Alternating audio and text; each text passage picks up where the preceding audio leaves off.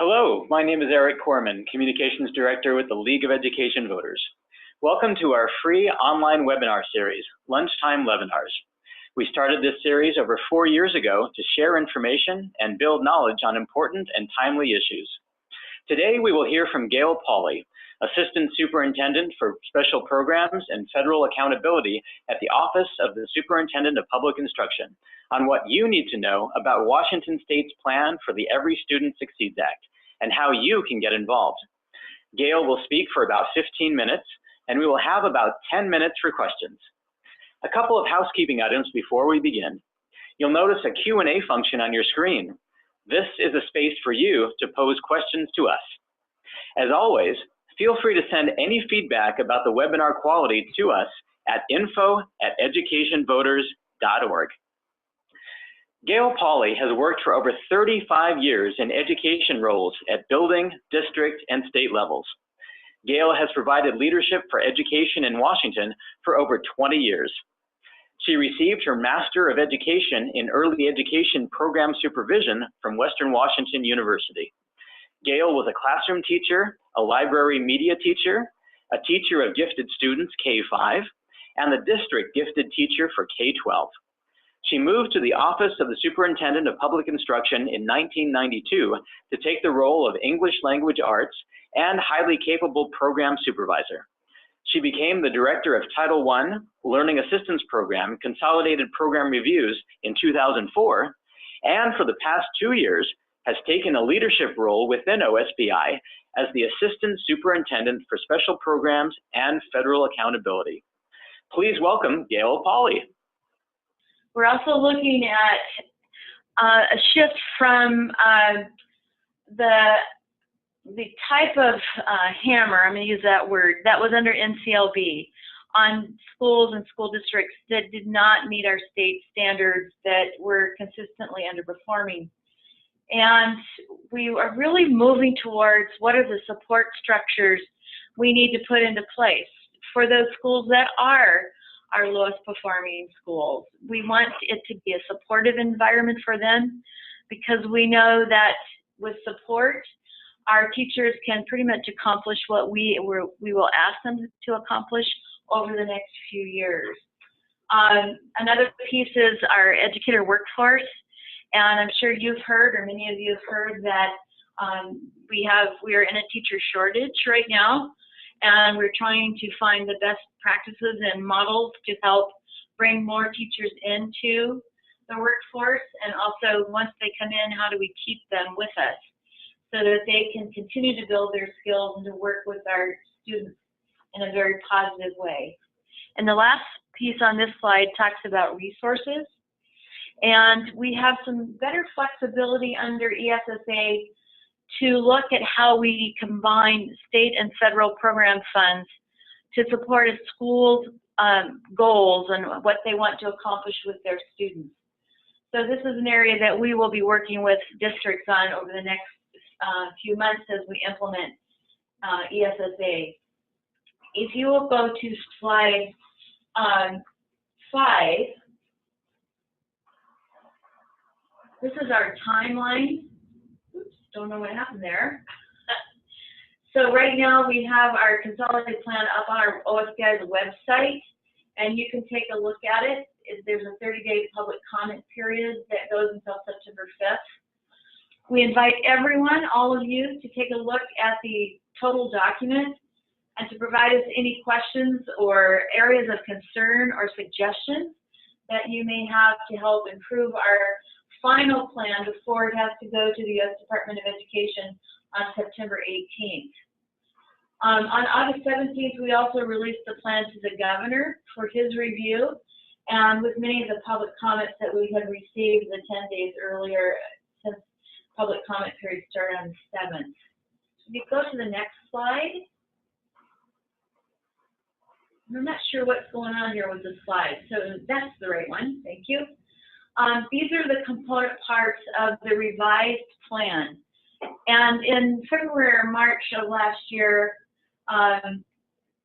or last winter, I should say, the U.S. Department of Education came out with a revised plan. Our Superintendent Rachel, decided that we would use this template instead of the one that we had started with because it was streamlined and because we had heard from Secretary DeBoss that the peer reviewers would not read anything that wasn't in the revised plan. So we wanted to make sure that we spoke directly to what the requirements were for us to address in our plan. You can still see the original plan on our website. We're not going to lose that. Many, many people across the state helped us develop that, and we're going to use many of the component parts that are not included in the revised plan as we start to implement ESSA and make some changes within our state system and how we support schools and school systems. If you will go to the next slide, please. Accountability indicators. We have the opportunity under ESSA to really take a look at many different kinds of indicators besides just the academic, which is what was in No Child Left Behind. So besides proficiency across elementary, middle, and high school, we also are looking at academic growth for elementary and middle school students and the grad rate for high school students. A new component part of our academic indicators is information on our English learner progress across all 3 grade spans. And then a brand new component, looking at school quality or student success indicators. We're looking at chronic absenteeism across all 3 grade spans.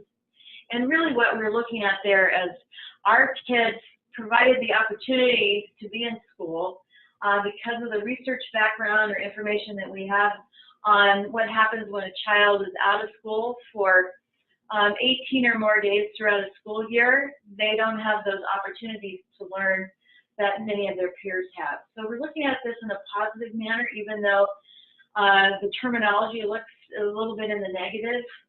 It's really, are you in school when you need to be there to learn those areas that you need to learn as a student? At high school, we've added 2 other indicators in, 9th graders on track. And that means are the kids taking advantage of the courses that they have as 9th graders and being successful in those courses.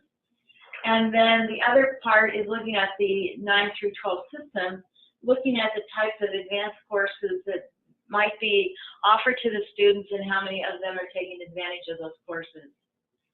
So that's the accountability indicators pieces that we are basing our whole accountability system on. So if you now would just move to slide 11, and I know I'm taking you through these pretty quickly, but I want you just to get a gist of what we're working on.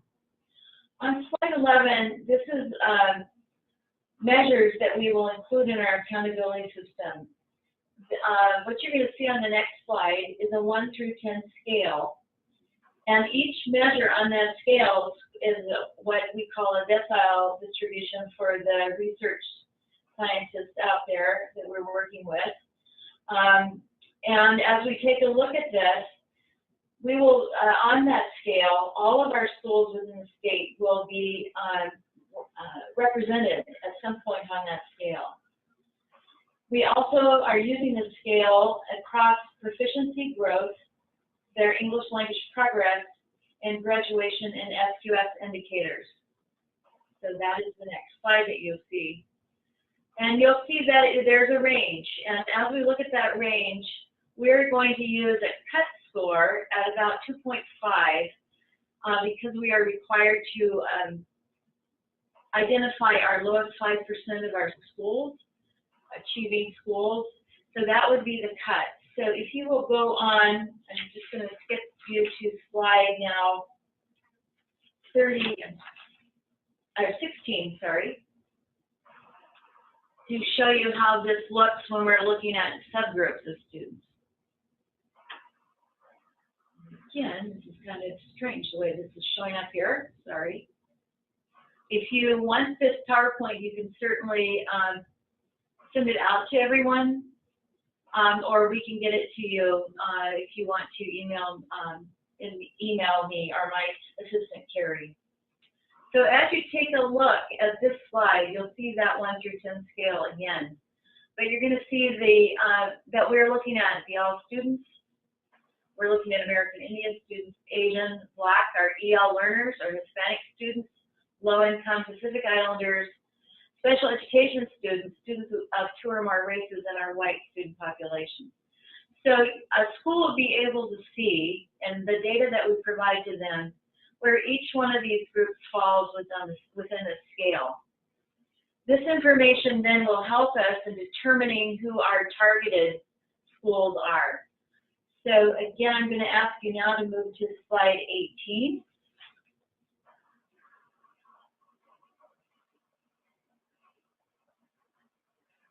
And slide 18 gives you a picture, as soon as we can get this fixed here. This is a dashboard mock-up.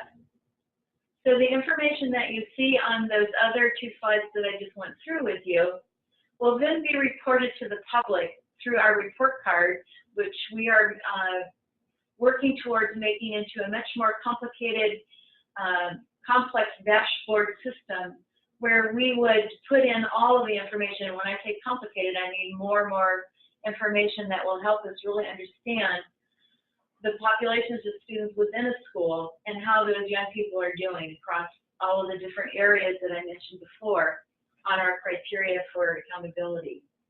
So on this dashboard mock-up, you'll see ELA proficiency at the top, and this is for the all student group. And you'll see that math proficiency is not where it should be. So that middle scale shows you the continuum. So they're kind of in that fourth orange colored bracket on this one. You'll also see the grad rate, and if the students were dual credit or 9th graders on track or regularly attending students. And that's the terminology we're going to use for chronic absenteeism. Were the kids regularly attending school? So this would tell any of us, a parent or a teacher, that within this school, we really need to start refining our focus on our special education students and our Pacific Islander students, because the rest of the student population is doing pretty well. If you go to the next slide, it just gives you a little different picture on the mock-up. I'm sorry, this will just give you a couple of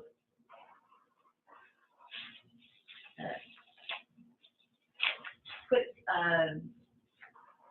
let's see. Okay, so on this one, you'll see it's a little different. And what's happened is they both merged together again. So in this picture, you'll see that the students are on the bottom part of the 10-point scale, or decile scale. So they're not where we want them to be across our state in this school. And so again, it will show us where the lowest achieving schools or student populations are, and help guide us into understanding that those are the populations of students that we really need to support. If you go to the next slide, please, grad rate. We are required to use a 4-year grad rate for our inclusion in our accountability system. That's what this slide is about. We do have the responsibility to take a look. We feel it's our responsibility to take a look at those high schools that graduate their students in 5, 6, or 7 years. And so we've built this into our model so that we could illustrate that these high schools have done a good job of bringing back students into their system to graduate, and that we would report each of those years for the students, for the school, and then possibly move them up on that 10-point scale because of their retention and retaining and getting kids to graduate in that 5th, 6th, or 7th year. I just want then now to go to slide, because of our timing, I'm sorry about that, slide 24, because this has been one of our major questions about science. And we want to make sure that everyone knows that science will become part of our accountability system as soon as we have had 3 years of the new science assessment, and that will be in year 2021. And so this is really important to all of us, that science become part of our overarching system. So if you look at the next slide, this is just a recount of the areas that are new that we have just revised over the last few months, and it gives you where they are within our plan, and you can take a look at the wording that we have used to give you a little more information about each one of these component parts. So with that, I would be more than happy to take some questions. The rest of this PowerPoint actually has to do with what's been in our plan since our first draft. So it would not be new information for everyone. So with that, I would be more than happy to take questions. And do I need to look in the chat box for those? Actually, Gayle, I will read them to you. Oh, great. Okay. Wonderful. Well, thank you for a wonderful presentation. Thank you so much for your flexibility, Gayle, and thank you to everyone who was patient through our technical difficulties. We've got a few minutes for questions, and if you would like to ask a question, please type your question in the Q&A feature on your screen, and no question is too basic. Gayle, while you were presenting, we had a few come in, and I will start with this one, which is, how will we know that the changes to our way of doing education in Washington State are actually an improvement? That's a really good question, and I wish I had our research analyst in the room with me right now, and she's actually up on another Zoom that we're doing statewide right now in the agency. Deb Kane is who I work with. Deb works with our assessment and research student support section. And we have had this conversation with our accountability systems work group as well as our technical advisory group. So what we have done, and we looked at each one of the components that we identified as part of our accountability criteria. We looked at the data and the research behind each one. So the chronic absenteeism one in particular, there's a tremendous amount of data on that talks about if the students are not in school, they're not going to have the opportunity to learn what their peers are learning. And there's a direct impact on their performance over time if that occurs. So we did a lot of research to set the stage for us so that we had the background needed to make the best decisions. And we had a team of people from across the state on our ASW team, but we also had on our technical advisory committee national researchers, national people who have worked with other states in designing their plans. And so I would say that we believe we've picked the right ones to start with.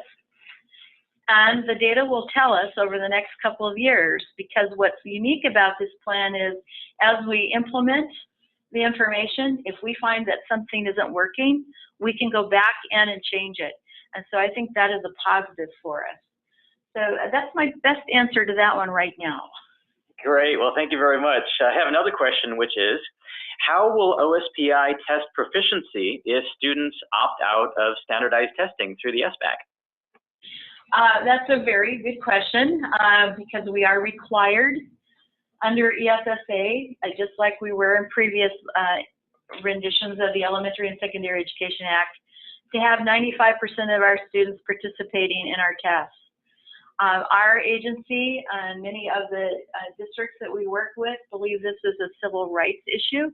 If we don't have the data, we will not be able to say that the schools are providing the instruction and the supports for students that are needed to help them be successful, not only in school, but after they leave school and whatever activities or options they take as adults. And so if a parent opts out a student, there are some times that is their right, they can do that. But our take on this is that we want to make sure that we have all of the information we need to be accurate in detailing what the system looks like for the support of our young people. Great. I have a follow-up question, which is about what you mentioned about the civil rights aspect of it. The questioner says, ESSA seems to be a civil rights law. What does that mean to OSPI, and how is that reflected in the ESSA plan other than through standardized testing? So it is reflected in our plan in much more detail than we've ever been able to do in prior laws through looking at the specific groups of students and being able to redesign a system where we are not just identifying in our lowest 5% of our student population those schools that are based on special education or English learners. Now, if you were to take a look at those mock dashboards, you would see that we're providing information on every one of the subgroups that are required under federal law for us to report, as well as some subgroups that are not required under federal law, but our state has determined we want to provide information to the public on. It brings to light any group of young people that are not receiving the support structures they need to be successful in school. That's different than what we've had in the past, because we are really focusing on each one of those groups of students as we work through our accountability plan. So that's one way in which we are really looking at equity for for each and every one of the young people in our school system. Great, thank you. Another question is, how will the state's flagging of chronic absenteeism address cultural issues? Some cultures require students to stay home to take care of siblings or other relatives. Will there be accommodations for that?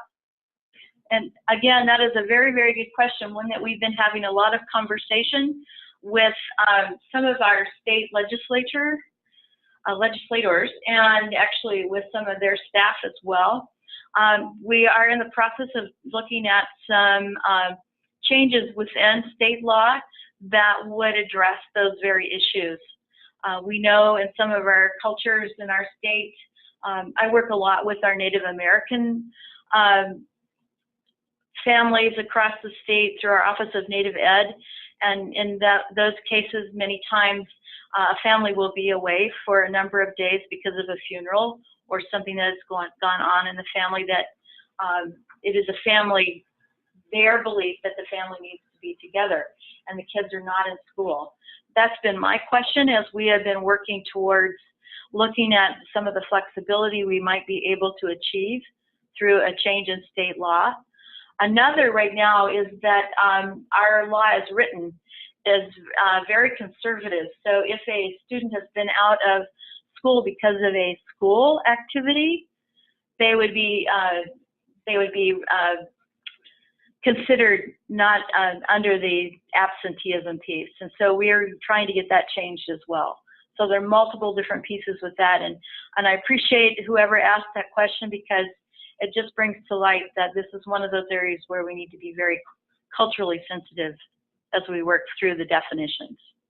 Great, great, thank you. And we have time for about 3 more questions. One of them is, I heard that under the state's ESSA plan, the number of school districts in the second tier from the bottom of school performance will see a huge increase in numbers, which could be as many as 800 schools. What is OSPI's capacity to provide assistance to these schools? Again, a good question. There is the possibility that we will have more schools identified as targeted. That's the terminology. And that means that because of one subgroup, there's 2 categories under targeted. One subgroup of students could place the school into targeted standing, or multiple subgroups of students could place a school into targeted standing. This will increase the numbers because we have to annually look at those schools as directed in the law. And so our conversations around here are around our capacity, but at the same time we are looking at the law, and it really focuses a lot of the services at the district level for those schools that have initially been identified as targeted. So we have a process in place right now where our Office of Systems and School Improvement team are going to be working with districts this fall, getting them to help us look at the design for supports that would best meet their needs. So we're in this learning together with many of our districts as to how to best support schools where they may have one targeted group or they may have multiple targeted groups. For the comprehensive identified schools, we feel like we have the funding and the support through our agency to reach those schools' needs. But again, the district has a much more defined responsibility in helping their comprehensive schools as well.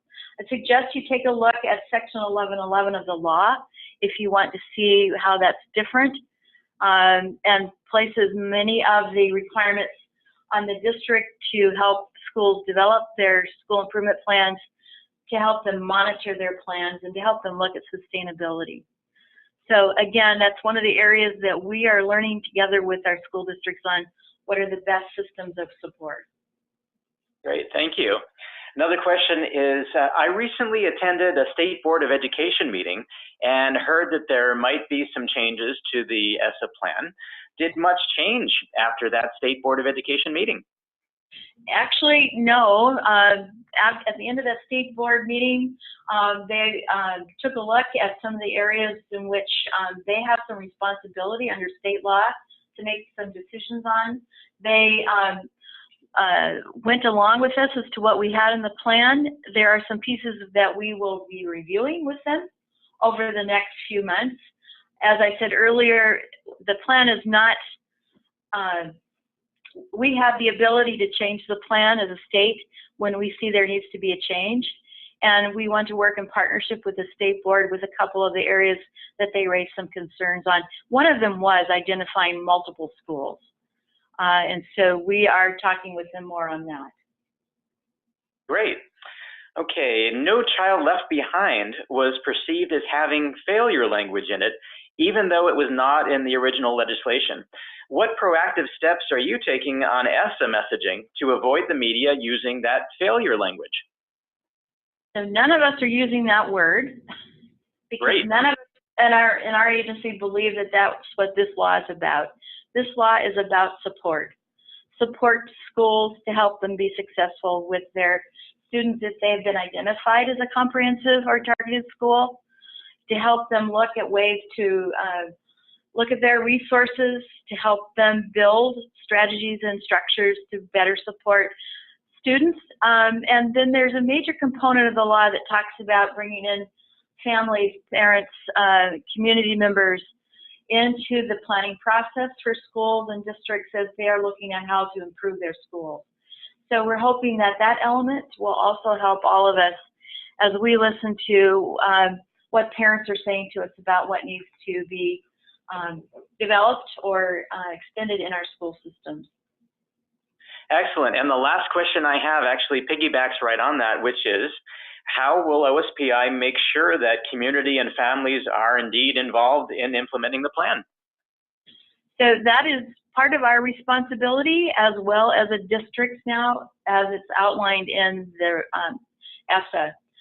So every part of the section that talks about comprehensive and targeted schools has a component that says parents, families are to be included in the planning of the school improvement plan and being provided information on how well the school is doing and meeting that plan, the monitoring part. And so that starts with the district. OSPI also has the responsibility to monitor the plans as they are implemented throughout the year. And we have a specific way in which we go out and monitor districts on their response to implementation of all the federal programs that you find within this plan, and that's our consolidated program reviews. So that is just one other way that we monitor. And through that monitoring, we make sure that there's evidence that demonstrates that parents have been actively engaged in the planning process of as they go through working with their schools. So there are multiple components of that we take a look at, specifically outlined under Title I. Great. Well, thank you for a fantastic presentation, Gayle. I really appreciate your flexibility and being able to step in despite our technical difficulties. So thank you for the great information. Well, and I'm so sorry about that technical difficulty part. So I'm glad I had the opportunity. And please note, on the very last slide, or second to the last slide, I think, and this our contact information. So for me, for our Deputy Superintendent, Michaela Miller, for Tennille, who is our new Assistant Superintendent for System and School Improvement, and for Deb Kane, who works across all of the research and accountability sections. So you're getting there. There it is. At any time, please reach out to any of the four of us. Our support staff are listed as well. They're really great at getting us to answer questions, so don't hesitate to ask them to help. And then please go on to OSPI's ESSA website and give us public comments. We're looking for the best thinking of all of our citizens and state, because we want this to be right, this plan to be right for our children. So thanks to all of you and for sticking with me and sticking through having a little issue with technology. Great. Well, thank you, Gayle, and thank you to each of you for joining us today. If you have additional questions, please send them to info@educationvoters.org. A recording of today's presentation will be available on our website, educationvoters.org, and please feel free to share it with your friends and colleagues. Thank you again for attending, and we hope you will join us at future LEVinars.